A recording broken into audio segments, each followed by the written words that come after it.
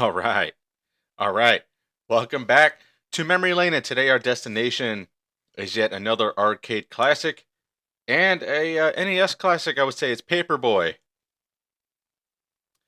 Now, this game here started on the arcades before it hit the home consoles. Now, personally, I never played the first Paperboy until a little later in life. I grew up playing Paperboy 2 on the Super Nintendo, which that'll probably get an episode further down the line here. Today we're going to talk about the original Paperboy, the first one that came out on the arcades, the Atari, the NES, Nintendo. So let's get right into it. As always, I'm going to do the facts before I talk about my memories. Now, Paperboy came out in 1985. It was developed and published by Atari, and the developer's name was Dave Ralston. That's the guy that kind of brought up the idea of Paperboy. It's like, hey, how about we have this game where we deliver papers on a bike? You know, it all started with sketches and ideas on a napkin based on my research. And Atari's like, sure, let's go with it. And it became later in the year. It was released in 1985. So later in 1985, it became one of the highest grossing arcade games in the U.S. One hell of an idea pitch on a napkin, on like a bar napkin or a dinner napkin. One of them, dude took an ink pen, sketched out some ideas, and it just ran with it. So if anybody's ever played this game on the actual arcade, the arcade cabinet, it had handlebars. Okay, it wasn't your typical joystick and buttons. It was handlebars like a bike that had buttons on either side, and that's how you controlled the character. You know, once I learned that, it's like shit. I wish I did play it on the arcade. 'Cause that sounds cool as hell. I didn't know any other game that did that besides like a racing game or like one of those motorcycle racing games, you know, but like where you stood at an arcade cabinet. It was a normal looking arcade cabinet, just like any other ones, like Pac-Man and Space Invaders. But the difference is there wasn't a joystick and buttons; it was handlebars and buttons. Now, if you played Paperboy, you know it's kind of at a. It's not like a top-down. It's not a side scroller. It's at a angle. Okay, it's at a kind of a diagonal angle, and you're going up the street and you're throwing papers at houses. That angle is considered an oblique projection. That's what the camera angle said when I did the research here. Now, playing Paperboy, you know there's 20 houses, and there's 10 that are black, kind of blotted out, and then there's 10 that are bright colors. The ones that are bright colors are your subscribers, okay? Deliver to them, keep them subscribed. In order to get more subscribers, you have to deliver them papers. Whether it's throwing it at the mailbox, throwing it at the front door, even sometimes throwing it through the window. Funny enough, Angry Video Game Nerd proved that you can break a window with a newspaper if you throw it hard enough. The game has 3 difficulties, okay? And which is cool because the difficulties are named after streets. So easy mode is easy street. Then you have medium, which is middle road, and then hard, which is hard way. So street, road, and way. Just like you would see on an actual street sign for a street name, those are your difficulties: easy, hard, and medium. And there are 7 levels. Each level represents the day of the week. You start on Monday and you end on Sunday. Sunday being the hardest level and with the heaviest papers. Okay, meaning when the papers are heavier, that means they travel a little slower when they're thrown because they're heavier. And the game ends one of 3 ways.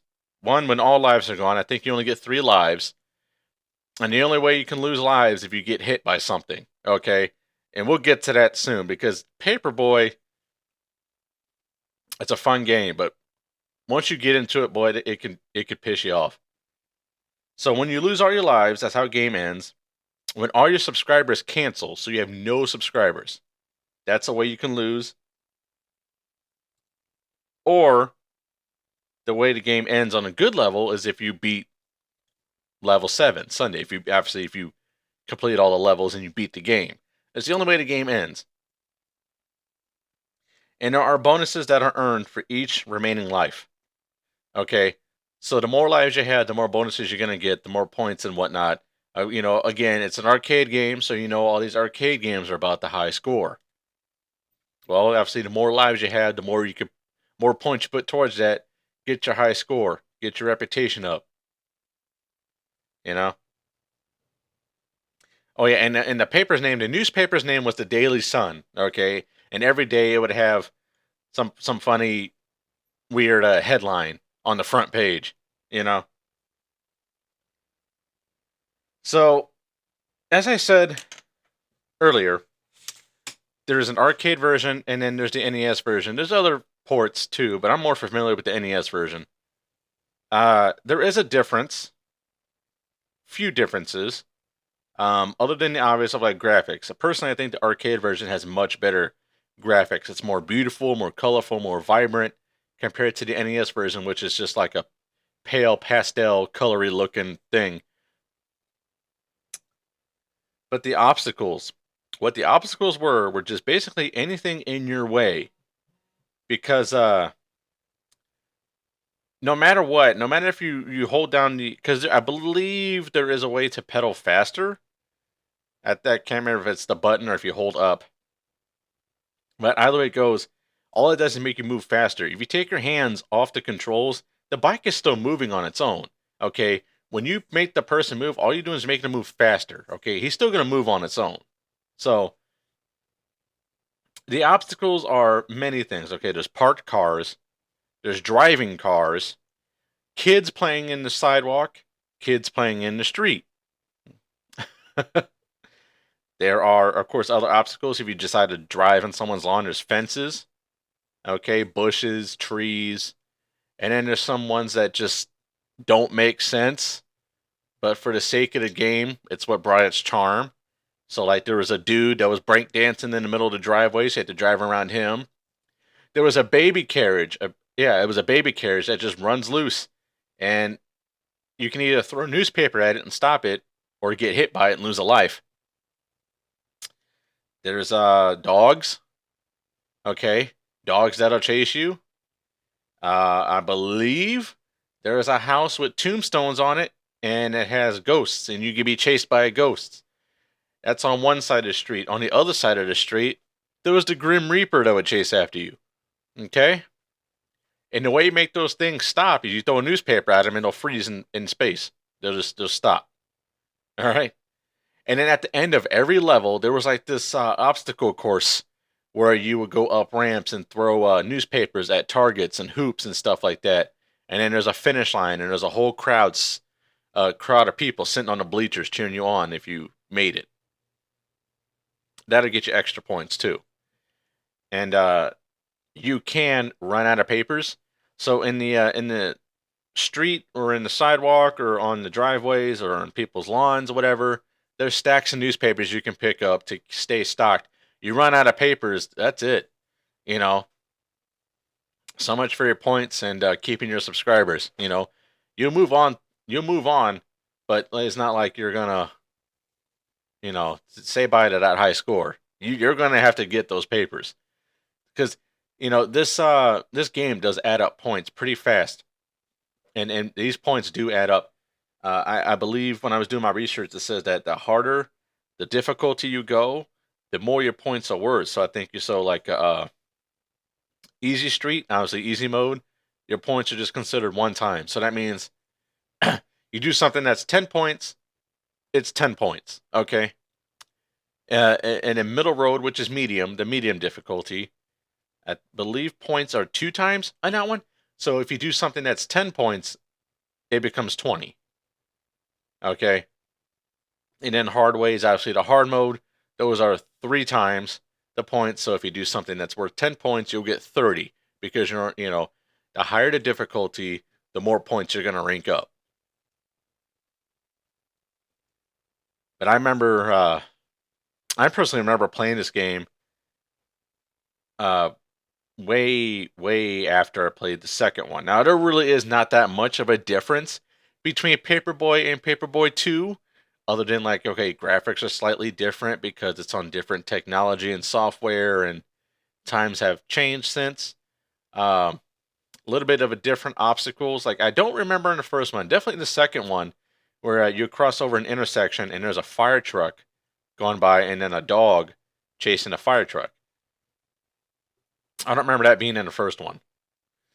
But I do remember like some similarities, like the ghost and the Grim Reaper. you know, I remember the Grim Reaper, and of course, like throwing the newspapers at the windows, breaking the windows, throw them at cars and making a car alarm sound off, or especially in the second one, there'd be a guy underneath the car working on the car, and you throw a paper at the car and you knock the car off the jack, and you basically just crush this dude underneath his car. Um, which is kind of fucked up because it's just a kids game, it's arcade kids game, but hey, well, whatever. I believe I know in the second one, I don't remember the first, but I know in the second one there was like this elderly couple sitting on their it was like a porch swing, it was like a bench, and it was a porch swing. It was on their porch, and if you throw the newspaper at them, it'll flip them over. And I remember that, and there's not a whole lot to say about Paperboy other than just you're this kid on this bicycle at this diagonal angle. This angle here, let me tell you something. This angle here, I don't know whether I should love it or hate it, because it was definitely different at the time because we're so used to side scrollers, or we're so used to top down views. Like you're seeing it from the top, like a bird's eye view, not at a diagonal angle like that. Because like it's just I don't know, man. Because like you're especially if you're used to playing modern games like today. If you're at an angle like that, you don't hold right, you don't hold up, you hold up and right at the same time to go in that diagonal direction. And so if you are using like a controller like the NES, and you by habit would do that, but that's not going to do nothing. It's just going to make you either go straight, or it's going to make you turn right into the street. So it kind of fucks with you if you're not used to that. In which nobody was, and I don't think anybody still is. Not a whole lot of games go in that direction of that camera angle. Paperboy is the only one that really does that. And definitely back then in the arcade days, it was the only one that did that, because I don't think any other games like R-Type or anything like that. I think everything was always either top down or side scroller, left to right. There was no diagonal thing. And especially like I said earlier, what was really stood out by it, like the controller on the arcade machine was handlebars, like on a bicycle. And then so you have to hold the handlebars, and then there was buttons that you push to control the actions, like throw and all that stuff, and of course operate the menu or whatnot, like press play and whatnot. But using on actual controller where there's a D-pad and a couple buttons, it's just a different thing. Like there is no motion control for this. There is no joystick. There's just your D-pad, your directional pad, the arrow keys on your controller that goes. And I'm gonna go back to the camera angle. It's diagonal, so you tend to hold the two buttons together, up and right, to go in that diagonal angle, because usually games, if you need to go in a diagonal angle, you would try to hold it in a diagonal direction to make your character go in that diagonal angle. That wasn't the case, because first of all, the bike automatically moves, so you just accelerate faster. But you don't need to like move in a direction. You just need to move out of the way of those obstacles so you don't get hit, ran over, or anything, lose a life.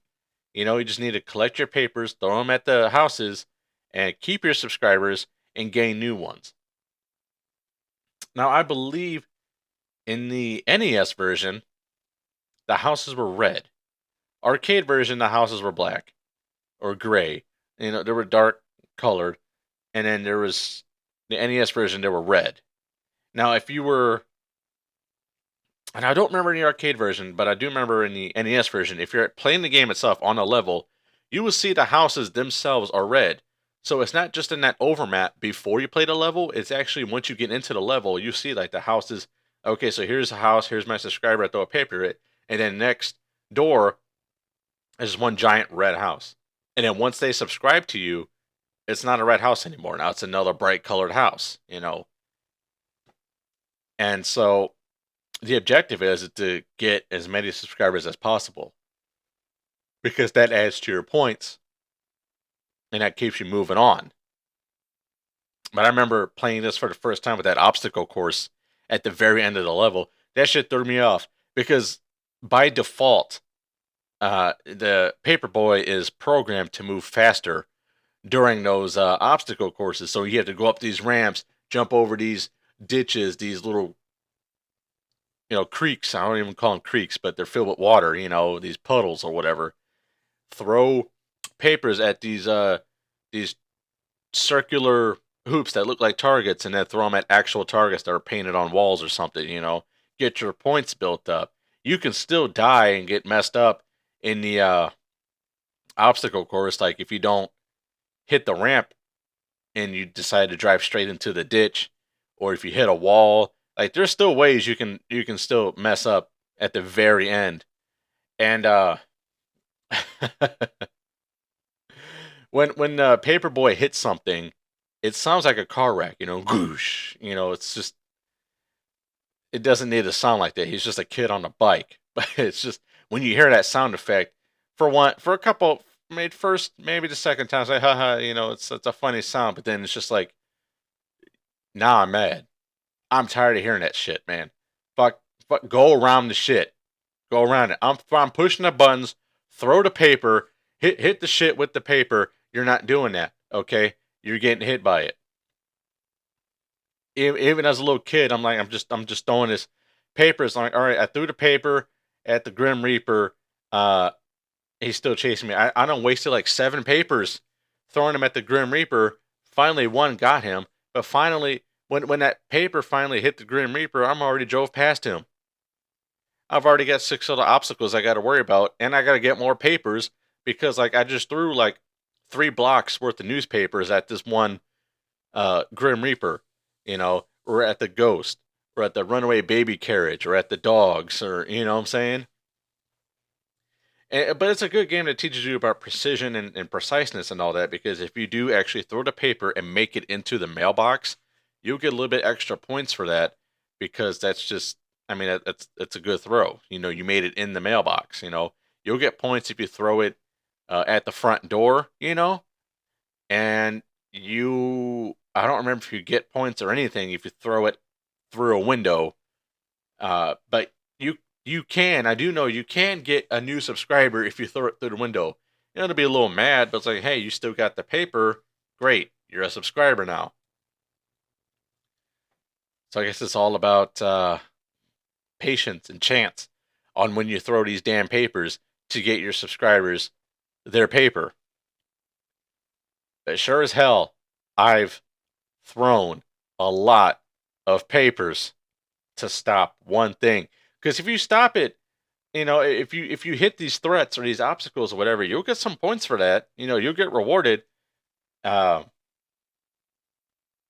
know in the second one, I can't remember the first, but if you do throw a paper at like a runaway baby carriage or the Grim Reaper or a ghost or whatever, you'll get a little beating, look, some type of sound effects knowing, hey, you did good, you get points or you get rewarded for something somehow with that. I can't remember too much if it did that in the first one, but I know for a fact in the second one they did. But they let you know like what you did was good, other than saying good job, good throw. At least in the arcade version. I don't think they did that in NES version. The NES version looked like should have been the arcade version, but arcade version just outshines the NES version so much. It's just such a beautiful looking game on an arcade cabinet. But that's what it was built to do. The NES was built to play games on your TV at home. So of course it's going to be a little different everything. So I remember I did beat this game once. I don't think I ever beat it a second time. because I would get mad. But just like any other game, no, once you beat it, you'll get a congrats or whatever, put your name or your initials or whatever on the high scores list if you made it, and then start all over. Either you play it again, maybe try again on the higher difficulty. Like this game doesn't have a whole lot of replay value, but like it is a fun, vibrant game that does have 3 difficulty modes, and it is just addicting enough for you to keep putting quarters in the machine or for you to keep hitting reset on the game console. Like it just has enough of that hook and reel for a gamer to be hooked and reeled in. And that's where kind of like the charm of this game, because it's like you don't have a whole lot of games that tend to do that. Excuse me. Like it's like either the game is good, so that's why you keep going back to it, like Pac-Man or Donkey Kong or Mortal Kombat. Like those are great games, good looking games. Yeah, you're gonna go back and keep playing those. Or a game was bad and you just never touched it again. You know, like there's other arcade games I see people, throwing a lot of shade at, like Joust. You know, and there's a lot of games where I see people give its praise, like Galaga or Miss Pac-Man. But then there's a lot of games in the middle, like Paperboy here, that tend to, I don't want to say it gets like overshadowed, but it's definitely like just missed a cut. You know, I feel like a lot of people who know Paperboy, the absolute youngest would have to be like my age, okay, early 30s and shit. Other than that, like people older than that definitely know Paperboy. Maybe even remember when Paperboy came out. I said it came out in 1985, so it's not that old of an arcade game if you want to compare it to some of the others we talked about, like Asteroids. But it's definitely been around the block enough to get you know recognition and get an episode on gaming memory lane here, simply because I've played it enough. I think my dad was the one that brought it to my attention to this game. Because how did I get Paperboy 2 on the Super Nintendo? It wasn't. Well, I guess it kind of was, but when I got my Super Nintendo, it was a hand-me-down, I believe, from an uncle, and it had a stack of games with it. Paperboy wasn't in that stack of games. I think as a kid we went to a flea market and someone had it for a few bucks, so we got it. I played it. I liked it, and I kept it. You know, and I don't know what the hell happened between then and now to where, like, I have my original Super Nintendo, like the same one I had when I was a kid, but the stack of games were nowhere to be found. I have no idea what the hell happened to them, and it pisses me off because there were some big name titles in here. So now, over my years as a gaming collector, I've gone back and rebought my entire childhood collection. So now I have all the games I had growing up back in my possession, just not the original ones. Paperboy's here too. So it's just a game I always think about because, like, I don't want to. I guess you can call it a brain rot, but at the same time, it's just like it's very. I can't think of a word for it. Like it's not rudimentary, but it is a little rudimentary, and but it's also like it requires some type of like skill and speed and something, because this is not a simple pick up and play style. Like I mentioned before, games like Pac-Man and Space Invaders and stuff, those are games you can play with your grandma. You know, I don't think Paperboy is a game you can play with your grandma. Maybe your parents, or somebody that's a little older, but because the angle messes with you and you got to dodge all these obstacles and throw papers at the same time. So I wouldn't necessarily call this like a good anybody can play type game. It's a good pick up and play. You know, don't get me wrong. I can pick up and play this right now. Kill 10 minutes. That's no problem. It's a great. You get 10 minutes to kill. Shit. But I don't think this is a game. Grandma's gonna look at it and she's gonna be like, I'm just gonna watch. I'm just gonna watch you play. because she don't want to fuck with that. I wouldn't either, especially if if I wasn't in a generation that grew up with technology and video games. I'd be like, oh, whatever. You know, Grandma can be over there playing Tetris or Space Invaders or Clax. you know, I'll be over here playing my Paperboy, something that requires movement and speed and some type of reflex.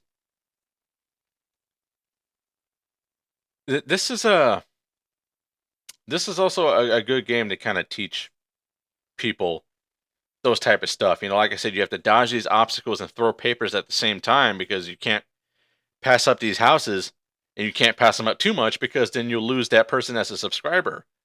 You lose all your subscribers, it's game over. And you put in another quarter. You know, it this I'm sorry. I know there's a word for way I'm describing this game, but I can't think of it. Uh, Somebody's got to let me know what that word is. I don't think it's not redundant. No, it's not that. I can't think of it right now. Should have wrote it down. That's very professional. This is how we do things over here. It's called memory lane. All right. I'm trying to do this shit off memory. That's I'm trying to do this word off memory. And I didn't remember to write it down. That's because we're talking about video games, not what the fuck I wrote down. Okay, that's a whole different podcast somewhere else. So you all are gonna have to figure out that word. Okay. Now, Paperboy, before I wrap this up here, I'm gonna give the game its flowers. Because like I said, it's just that it just misses the cut. It's not a bad game. It's not a great game, but it's a good game, okay? Like I said, it gets overshadowed by like Street Fighter and Killer Instinct and Mortal Kombat and Pac-Man and Dig Dug and you know Space Invaders. But it also like it doesn't fall down the line of like Joust or Wizard of War. I never played Wizard of War, but it's like I've been familiar with Paperboy damn near my entire life, as well as I have all the other games, but I haven't been familiar with all these other games. Like I never knew Clax was a thing until I was in high school. You know, I never knew Wizard of War was a game until I was in high school. But I've always known what Paperboy was. I've always known what pole position was. I've always known what Tetris is. It's like I've already known these games. So it just goes to show like what type of recognition and what type of clout these games get over the years. Like, do they get you know kind of just left out and forgotten as a forgotten piece of gaming history? Or should they be brought up and preserved? In my personal opinion, all of them should be brought up and preserved. Keep making those arcade classic compilations. Like I have several of them. I have a couple on the PS2, a couple on the PSP. I got one on the PS4. You know, keep making those games. Put them on the Switch, put them on the PS5, the Xbox, put them on Steam. So you play on your PC. Like, just don't forget these games because it started there before we got here. It all started with games like Paperboy and stuff before we got, in Call of Duty. Like, I know that's one hell of a stretch, but it's still, everything started somewhere. And all started at the arcade. And this was one of the games that was there that had a line of people and accumulated money and took everyone's quarters. Like I said, it came out in 1985. And then by the end of 1985, it was one of the top grossing games in the United States and as well as Japan. Uh, I have that in my notes. I just didn't mention that. So that the two like biggest countries when it comes to video gaming is Japan and the US because we're just a bunch of nerds all over the place. This game ends up being just an idea at a brainstorming session at the Atari headquarters that was just sketched out on a napkin, on a dinner napkin. And now it's like within a year it was made and released and published. It's also the same year it became at the top of the food chain for quite a bit, with this unique arcade style, the unique camera angle, the unique gameplay, sound effects, the unique the point systems. It was a game that was about accuracy and precision because you have to move fast enough around these obstacles, but also throw the papers and keep your subscribers, hit those mailboxes, hit those doors, maybe even hit a window or two. I guess just it was a fun game. It was a funny game. And to this day, I believe it should get a little bit more recognition than what it does. And therefore, that's why I have made an episode here this week about Paperboy, especially the original one, because the original one has gotten way more clout than the second one. Now, I thought about putting the two together because not that much of a difference, but I do want to save the second one separately because that one was actually part of my childhood. Now it's time for the plugs. Thank you all for listening on this week's episode of Gaming Memory Lane Paperboy. To keep in touch and keep up with what I'm doing behind the scenes, be sure to follow my socials, Facebook and Instagram, Kevin Gill Gaming, and my Reddit. I have a new subreddit page now. It's r/gaming memory lane. All my sources have the same profile picture, so you know you're at the right spot. And with that being said, follow my YouTube, subscribe. Man, I'm so close to 100 subscribers, it's teasing me. But it's so cool that I'm getting that close, and I'm well above 100,000 views. That people love my corny Let's Plays that I'm doing. Currently, I'm running through Batman Arkham Asylum. I'm getting ready to wrap that up and move on to something new. But you can watch some of my other stuff like Super Mario World, The Evil Within, WWE SmackDown, Here Comes the Pain, and some other Flash games I've played along the way. And I'm having a lot of fun doing this. Nice to know that people are also having fun too. Keep up with the podcast, man. Follow it. Follow my podcast. Every Sunday, I release a new episode. Got well over 200 downloads. That's awesome. It's nice to cool that people like this hobby. Like, what do you know? Gamers like gaming shit. I never realized that. Oh, but hey, it's working. All right, y'all. I'm out.